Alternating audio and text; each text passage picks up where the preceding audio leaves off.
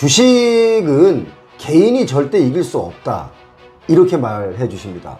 물론 요즘 우리나라에 주식 많이 내려가 있죠. 또 저평가된 종목도 제가 볼 땐 많이 있습니다. 그리고 또 앞으로 유망한 종목도 많죠. 그러나 만약 이게 주기장창 계속 올라가지는 않는다는 겁니다. 그리고 주식은요, 절대 대출을 받아서 주식 투자했다가는 이길 수가 없습니다.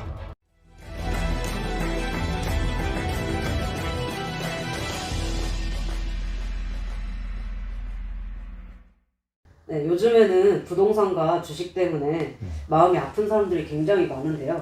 이건 어떻게 보시나요? 요즘 정말 아찔한 분들이 많이 보입니다. 부동산도 주식도 뭐 무턱대고 좀 싸 보인다고 막 투자하시는 분들이 계시고, 투자했다가 또 단타로 대응하다가 소중한 자산을 잃어버리는 분들 많은데 정말 조심하셔야 됩니다. 열심히 일해서 번 돈을 정말 한순간에 날릴 수 있기 때문이죠. 지금 초유의 4일 연속 하한가, 그래서 주가 조작 혐의로 여러 군데가 지금 압수수색을 당하고 있죠. 주가 조작 의혹 관련 종목들이 한 8개가 있는데요. 27일까지 월화수목 어제까지입니다. 4일 연속 30% 폭락을 했습니다. 그러니까 하루에 30%, 30%, 30%, 30%를 폭락한 겁니다. 주식시장 전반적으로 이 불안감이 지금 확산되고 있는데, 28일 제가 오늘 확인해 보니까 현재는 이 폭락했던 주가들이 다시 살짝 지금 반등해서 주가가 빨간색으로 올라오는 것들이 있습니다. 단기 차익을 노린 개인들이 이런 종목에 몰리면서 어쩌면 피해가 더 크게 확산될 것이다, 이런 우려가 되고 있는데, 지난 24일부터 반대 매매가 막 쏟아지면서 추락했던 8개 종목이 뭐 대성홀딩스, 서울가스, 선광, 삼천리 이렇게 8가지 정도 되는데, 27일 어제까지 월화수목 나흘 연속 떨어졌습니다. 이 종목을 보유하고 있는 분들은 정말 피가 마르는 일인데요. 4거래일 연속 하한가가 나온 것은요, 우리나라 주식시장의 일일 가격 제한폭이 상한가 30%, 하한가 30%입니다. 그러니까 4거래일 연속 하한가가 나온 것은 2015년 이후에 처음 있는 일이죠. 주가 폭락이 시작되기 직전, 그러니까 지난주 금요일에는 이 8개 종목의 시가총액이 12조가 넘었고요. 목요일 어제는 8개 종목 시가총액이 3조 9천억 원을 기록했습니다. 그러니까 나흘 사이에 한 8조 2천억 원이 공중으로 분해가 되고 날아가고 없는 겁니다. 주가 조작 가담자들이 차액 결제 거래, 그러니까 영어로 CFD라고 합니다.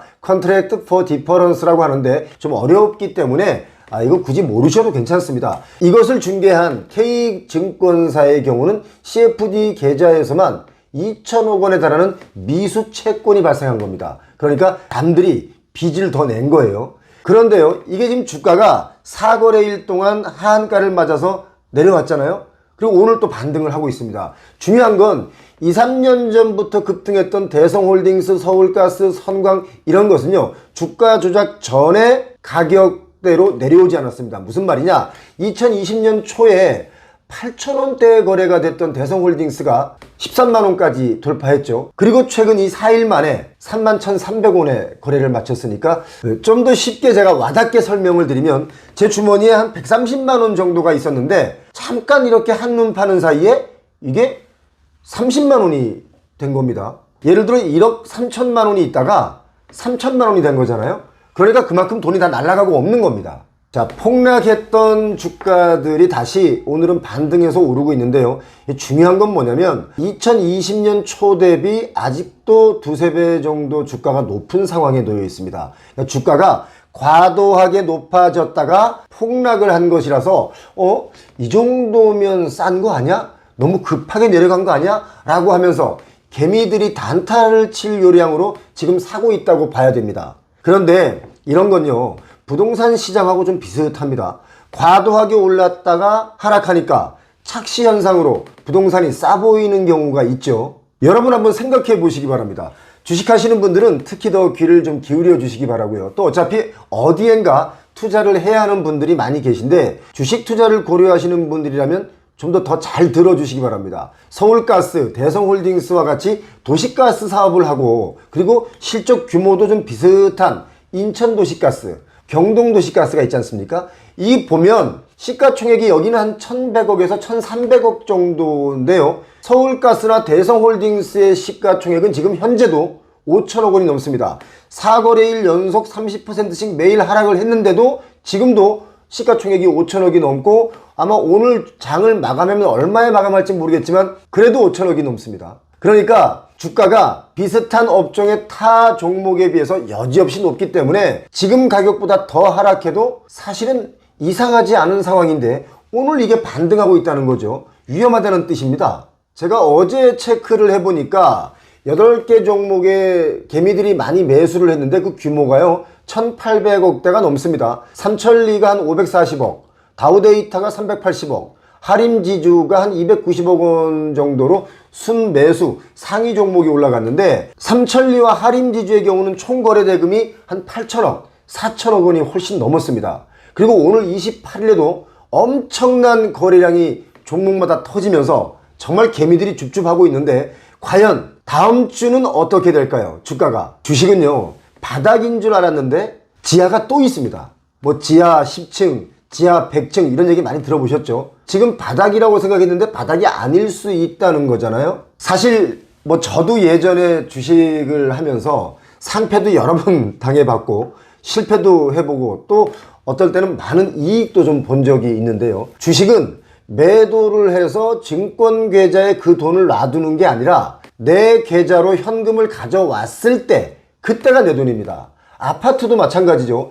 옆집이 얼마가 올랐으니까 우리 집도 얼마가 오른 가격이다 라고 생각하시는 그런 착시가 있는데요. 그래서 많은 사람들이 부동산 최고가의 그 추억을 아직도 잊지 못하고 있는 분들이 많이 계십니다.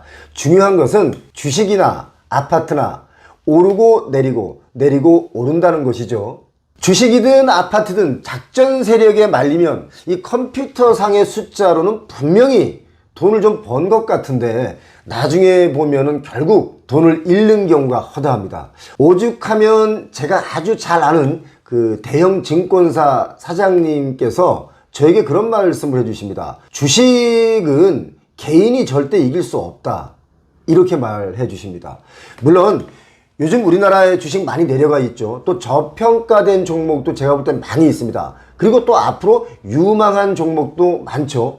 그러나 마냥 이게 주기장창 계속 올라가지는 않는다는 겁니다. 그리고 주식은요 절대 대출을 받아서 주식 투자했다가는 이길 수가 없습니다. 어떤 종목은 내가 가진 돈의 40%를 또 대출해주고 그 돈으로 또 주식을 사고 하지 않습니까? 굉장히 위험한 겁니다. 대출을 받아서 주식 투자하면 마음이 급해집니다. 급한 사람이 지는 시장이 주식시장이요 부동산 시장이라고 저는 봅니다. 우리가 노동을 통해서만 부를 이룰 수 없고요. 노동력도 중요한 개인의 재테크 수단이겠지만 내가 가진 자본으로 금융이 노동을 해서 수익을 내면 정말 금상첨화일 텐데 참 어려운 일입니다. 또 그것에 매몰되어 있다 보니까 작전 세력의 작전인데도 작전인지 모르고 그냥 막 투자를 해서 지금 이런 일들이 벌어지고 있는 거라고 저는 보는데 주가가 오를 만한 아무런 근거가 없는데도 종목들이 정말 끊임없이 올랐습니다. 계속 올랐습니다. 보니까 공통점이 있다면 뭐 대주주 지분이 많아서 주식 유통량이 적기 때문에 작전하는 사람들 입장에서는 적은 돈을 가지고도 이 주가를 좀 부양하고 끌어올릴 수 있었겠죠. 그래서 타겟이 됐겠죠. 그런데 작전하는 사람들 중에 또 이런 사람도 있습니다. 만약에 지분이 많은 그 대주주가 주가가 자꾸 오르니까 이 오른 주가를 이용해서 내 보유 지분을 매도하는 경우가 있잖아요. 그렇게 되면 작전 세력은요 더 많은 사람들의 자본을 끌어다가 아예 그 회사를 그냥 먹어버립니다. 인수해버리는 거죠. 주식을 대주주보다 더 많이 시장에서 사면 뭐 회사를 그냥 갖게 되는 거잖아요.